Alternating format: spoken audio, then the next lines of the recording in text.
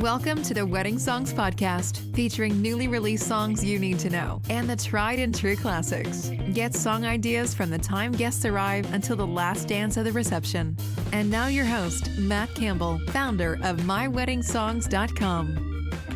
Welcome, everybody, to the Wedding Songs Podcast. I am Matt Campbell, and today we're going to be talking about Canadian weddings. Our guest star today is Kroetsch, all the way from Alberta, Canada, Edmonton to be exact, and his company, SoundFONIX Entertainment. Welcome to the show, Aaron. Hey, thanks for having me. Thanks for being on the show. I'm going to start off with our first question like we always do. Can you tell us a little bit about a memorable wedding that you've performed at? There's a lot. I tend to remember little bits and pieces from every wedding, as I'm sure most DJs do, but I have some nightmare memorable things and some really good memorable things. The really good memorable things tend to be more abstract, just like that feeling that you get when you just hit the song right on the nose and you get a reaction from the dance floor. So those are more abstract, but obviously there's some nightmare ones, and I wrote myself some notes, so I'm going to glance down at my notes. Things that are beyond your control that just go absolutely haywire. They always involve too much booze, almost always. A couple times this year, grooms got exceptionally drunk. One of them showed up to the reception wasted, and the other one, him and his bride, disappeared at about 8:30. I had told him that it was time to do the first dance, and he says, no, it's too late. And I said, actually, it's right on time. And he goes, no, it's too late. It's fine. We're not going to do that. And I didn't see them again until 11:30, when their friends literally carried them out of the venue. They were so drunk they couldn't even walk. On the opposite side of the spectrum for bad parties, I was in the middle of nowhere. A number of guests had RVs on site, and I noticed early on, almost right after speeches, people started pulling out cribbage board. You did not come here to party. You came here to play cards. It's funny that booze is still a downer, because I hear trends of a lot of the non-alcoholic drinks becoming more and more popular, and hopefully that catches on more for the wedding reception, so that way at least the wedding couples can be more responsible. Yeah, well, I think that particular couple that I'd mentioned who disappeared had the intention of doing that. Whether they had mocktails or cocktails, they probably still would have chosen cocktails, which is unfortunate, because why would you do that to your own wedding? It doesn't make any sense to me why someone would do that. Especially when you're spending the amount of money that could be a down payment on a house. Exactly. Yeah, 100%. Let's get out of that bad note. Do you have a memorable good wedding that you could talk about? Like I said, those memories are more abstract, because it's just like you just hit the nail on the head and you go, man, I really love what I do. When you have a good night and you just know that you're in the groove and you're there with the crowd. So I don't have a specific story, because it is more of a feeling. I love that. Yeah, that feeling that everybody's having a great time and you're playing the right music. Yeah, there's no better feeling as an entertainer than that feeling, for sure. Yeah, and to try to articulate that into this podcast is difficult, because it's just like goosebumps. Talking about goosebumps and DJing then, can you tell everybody a little bit about you and your company? I started SoundFONIX in 2007 when my son was born. I had been working for another company which went out of business, or the guy moved. I can't remember which one. I think he moved. So he closed up shop, and I said, well, I guess I'll just start my own DJ company. So then I started doing it pretty casually on the side, because at the time I had a day job. And then I kept doing it casually for, 12 years. And then in 2019, I went full-time. So you've been doing it quite a while then, full-time. That's awesome. Yeah. Congrats. Yeah. Well, I don't know if you want to count 2.5 years where everything was shut down, but yeah, I've been doing it full-time for a while. Let's get into Canadian weddings a little bit. Sure, you bet. Have you worked at weddings in both Canada and the United States? No, just in Canada. Although I have had guests from the United States come up for our weddings, and generally I get good feedback from them. They can't believe how late weddings go here sometimes. Well, let's go into that then. What's the typical format of a wedding reception in your area? We start with cocktails at 5, and then bridal party usually shows up about 6 o'clock, gets seated at the table. We bring the bridal party in as a group. We say, here's a bridal party, and they come in, we play a song, and then we bring in the bride and groom. And then once everyone is seated at the head table, then we introduce them individually, as opposed to what I've seen online, particularly I think out east. They introduce them one at a time as they come in. We wait till everyone's seated. Dinner is usually 6:30 to 7. Then we do their first dances, and then dance starts anywhere between 8:30, quarter to 9. Then we party until 1 in the morning. So the venues are okay being open that late? Yeah, it's pretty well standard. I've had conversations with venues about that because I'm of the feeling that nothing good happens after midnight. Like after midnight, you're really not missing anything. But there are some venues here that insist on being open till 1 or even later. One of the venues I was talking to told me that them being open till 3 is one of their key selling points. I thought, well, that's ridiculous. Speaking of that, then I come from Montana where the cutoff time to drink is 2 o'clock. Is there no cutoff time then to drink? No, cutoff time is 2 o'clock for sales. You can sell until 2 and then consume until 3. Being in Vegas, yeah, there's no cutoff times. How do you handle song requests from couples and from guests? I take requests with discretion. If we're in the middle of a dance set and someone comes up and asks for Johnny Cash, for example, you go, yeah, okay, well, I'll think about it, but it won't be right now. So there is some discretion. And I always tell my couples that I do handle requests with discretion. If someone comes up and requests Macarena, you're like, maybe not. But I mean, we have the same issue here that you guys have down there with people coming up and going, oh, it's the bride's favorite song. So I always have my couples fill out like must plays and do not plays. And I tell them, put as many of your favorite songs in the must plays or put them in the play of possibles. Because people will come up and say, oh, it's the bride's favorite song. Early in my career, of course, I would fall for it. I know I would play the song and they'd be like, why are you playing this song? And that just makes me look stupid. I handle requests with discretion. I take requests the night of, but the bride and groom do have quite a bit of opportunity to collaborate with their requests. I give them 5 categories that they can work with: the must plays, play if possibles, dedications, play only if requested, and do not plays. I love how you do that. Break that into categories because it's so much more than just do not plays, especially if there's a special song between them and a friend, the dedications or their person of honor. I think that that's really important to have that on there, that otherwise you may miss it. And what I find with the dedications is often they will say, you know what, this song was my parents' wedding song 30 odd years ago. Usually it's a really good song that might get missed because it's 30 plus years old. You don't necessarily have to acknowledge it over the mic, but it's nice to play it. And then what I find is the bride's parents will come over and go, thank you. How did you know? So it's adding that special moment for sure. Yeah. Speaking of music, let's talk about music. Sure. Being in Canada, are there any special songs that you think that are really popular just for the Canadian guests? I don't think that there's anything that's nationwide. It's not like we're sitting around listening to Celine Dion all the time, right? Shania Twain, Nickelback. There are some bands like we just talked about, some artists that are strongly Canadian, but it's not like we make a big effort to play that. I think what we play is more in line with what anyone else plays. The best example that I could think of is not a Canadian thing. It's more of an Alberta, Saskatchewan thing. There's a couple songs. I don't know if you ever heard them. There's Last Saskatchewan Pirate by Captain Tractor, and there is Home for a Rest by Spirit of the West. And they have a very stompy, jiggy, I don't want to use this term, but I will, a very Newfie feel. Newfie is what we refer to someone from Newfoundland. So they have that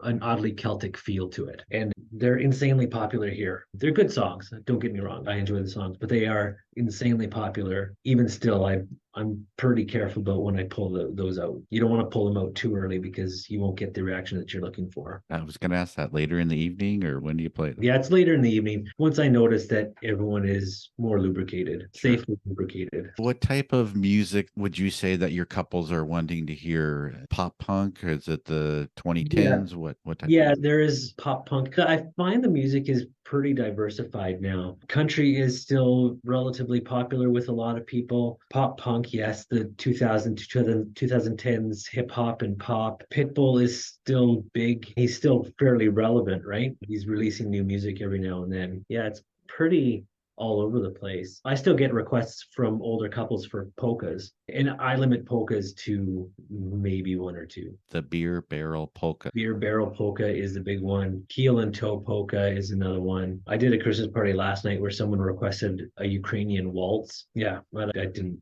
play Ukrainian waltz because Yeah. it just didn't fit with the rest of the crowd. Again, taking requests with discretion. Speaking of country music, there's a Mhm. big difference between Johnny Cash, Garth Yeah. Brooks, to Yeah. bro country. What are you finding is the most popular in your area? We already talked about Shania Twain. Shania Course. Twain is still very popular. The 90s country is very, very popular right now. So you're right, Garth Brooks, Shania Twain, Brooks and Dunn, Tim McGraw. But at the same time, people still love Luke Combs and Luke Bryan. Who else? Well, I can't think of any other bro country artists. Florida Georgia Line, Yeah. Jason Aldean. Yeah. Jason Aldean, not so much here. I haven't noticed a lot of requests for him. What I have noticed recently is more requests for alternative country, like Tyler Childers, but they are more alternative country. They're more like the outlaw country from the 70s.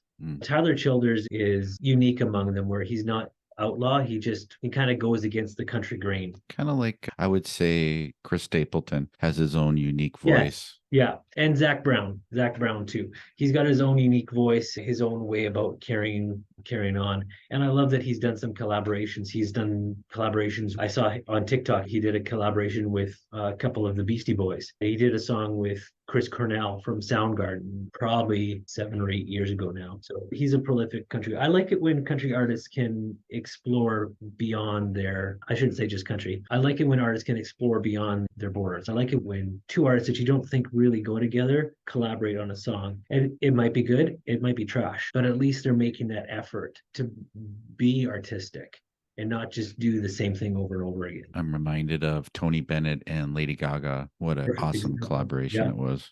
Yeah, perfect example. That's exactly it. Their version of Lady and the Tramp, Lady is the Tramp, is one that I still play during cocktails. Time for a quick break from the show to let you know about the Wedding Music Letter. Are you struggling to find the wedding songs that match your personality and music style? Are you having a hard time keeping up with the new wedding songs being released? Then subscribe today to the Wedding Music Letter by going to my website, myweddingsongs.com, and clicking on the Join Now button. Every Wednesday, you'll get song ideas to build your wedding playlists. On the last day of the month, you'll get all of the new wedding songs released from the prior month. So subscribe today and join over 7,000 other engaged couples and wedding pros by going to myweddingsongs.com and joining the Wedding Music Letter today. Now back to the show. Speaking of cocktails and moments of the wedding, what are popular first dance songs that you're seeing? I saw this question on your list, and I actually went through the last year, and there was no correlation between any of the songs. So I couldn't even say that one was more popular. We were literally all over the board, from country songs to classics like Etta James. It was so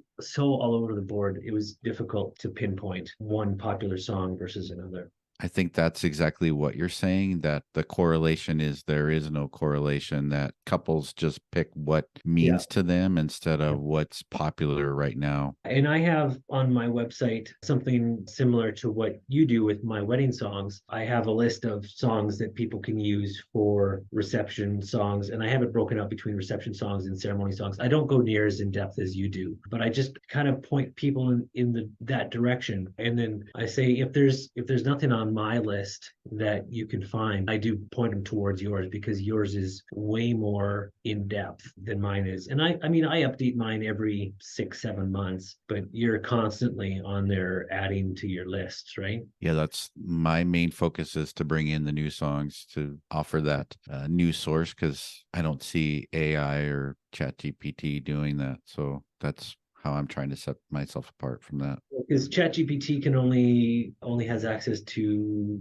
2018 and older, right? So 2021, is that what it is? Mm-hmm. Even still, 2021 was 3 years ago now, almost 3 years ago. It doesn't have that archive of data, whereas you do. You have that. And I assume that you belong to some kind of a record pool that helps you keep up with those new songs, right? Not a record pool. There's certain sites that I go to looking at what's popular being streamed. Of course, the charts, Billboard, but also iTunes and other places. Spotify has a lot of tools behind.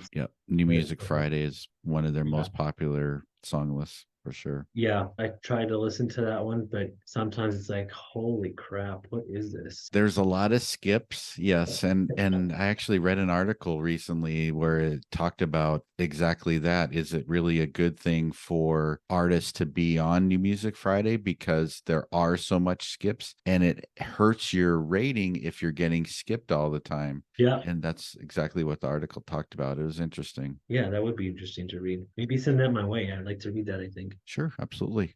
So, what songs are your favorites for the grand entrance to bring everybody in? That is one of the options that I leave up to my bride and groom. I don't choose any of their songs, they choose them. I have my favorites that have been used. I'm a kid of the 90s. I'm 44 years old. So when it comes time for the grand entrance, I try to really tell people to pick something with some energy because that sets the tone. I did a wedding where they came in to Get Ready for This by Two Unlimited, and they had dance moves and everything. It was fantastic. I loved it because it set the bar like up here. We managed to keep that energy up for most of the night. I don't pick the songs for them. I like it when they can pick songs that are high energy. That's the only criteria. I totally agree. It sets the mood. It's kind of like the recessional. You're setting the mood for the reception. Absolutely. I treat everything before the reception as setting the mood. Like cocktail music sets the mood, dinner music sets the mood, grand entrance song sets the mood. Everything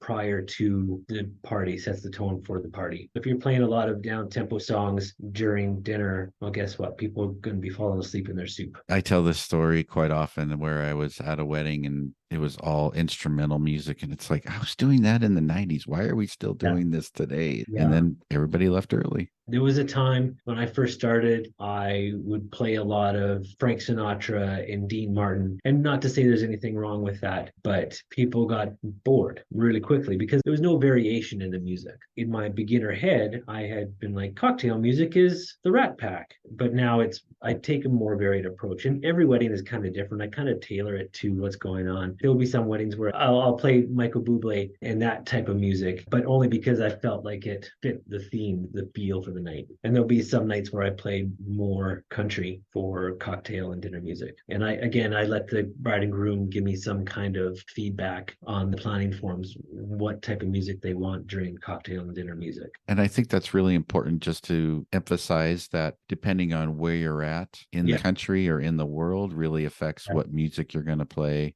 Going on about where in the world you are, things vary drastically from where you are in our province. I'm in Edmonton. Edmonton is the capital city, and I do find that there's more of an open format feel here where I can do hip hop, I can do pop, I can do dance music, I can throw in some light EDM, some mainstream EDM, and I can also play some country. But if I'm out in the middle of nowhere, we have 95% of our province is low populations.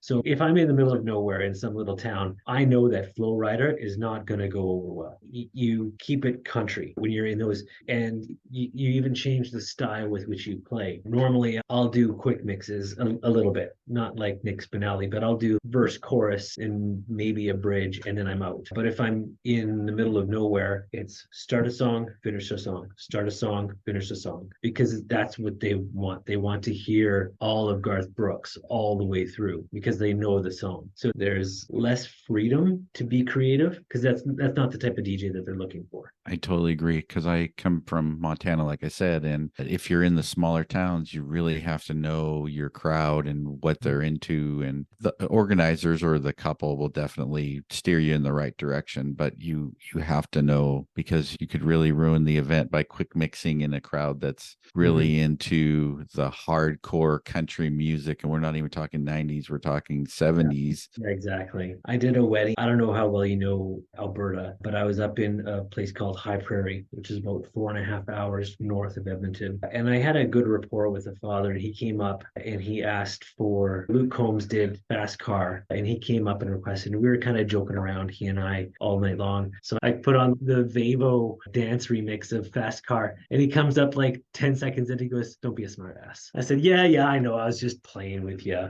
That's great. Yeah. Yeah. Speaking of music again, what Mhm. about slow songs? What's your philosophy on slow songs? In my head, I try to limit it to 1 to 2 slow songs in the evening. That being said, if nothing else is working and all that gets them on the dance floor is slow songs, I have played 3 to 4 slow songs back to back because I like to see people on the dance floor. That's what I feel my job is there. That's what I'm there to do, is to get people on the dance floor and keep them on the dance floor. So if that means that I have to play 3 or 4 slow songs just to get them out there, I'll do it.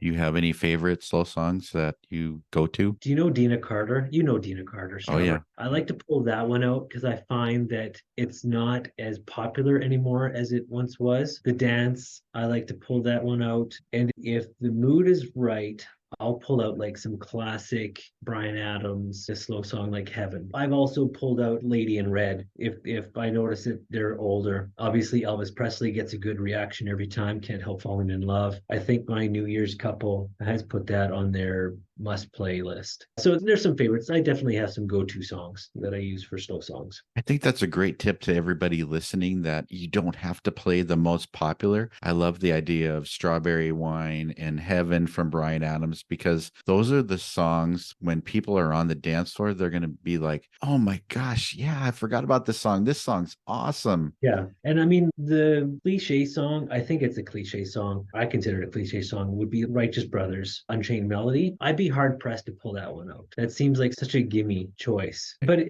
again, if it works, right? But then you're not challenging yourself. What are you going to be remembered as, the DJ of playing Unchained Melody versus Heaven, Bryan Adams, That's who's exactly Canadian? Yeah, another Canadian artist. You know, I saw Bryan Adams in concert years and years ago, and my wife and I, we were both born and raised in Canada, but we're at this concert. We're like, oh crap, I forgot he had this song. This is a bop. Yeah. And we had a great time at his concert. He's got a lot of really, really great songs. He did a song on MTV Unplugged that I love. Oh, have you ever really loved a woman? Yes, I love that song. It's a great slow song that you forget. Yeah, that's a good one. And it's got like that Spanish flamenco feel. I'm gonna have to refresh that one. There you go. Was there anything else you want to talk about Canadian weddings for people listening that haven't experienced a Canadian wedding? You know, the only feedback I get about the Canadian weddings, like I said earlier, is how late they go. Most weddings go till 1 in the morning. And yeah, that's the only thing that's really different. I think that even varies in the United States. I know that there's some markets that do go till 1 in the morning. I don't know why it is. It's just a regional variation. I don't think there's anything about a Canadian wedding that people go, you know what, that's really different. Yeah. I think it depends on the venue and the circumstances. You're saying go really late. If you're at a barn wedding, a lot of them have decibel levels. They're in noise ordinances. It's all the same here.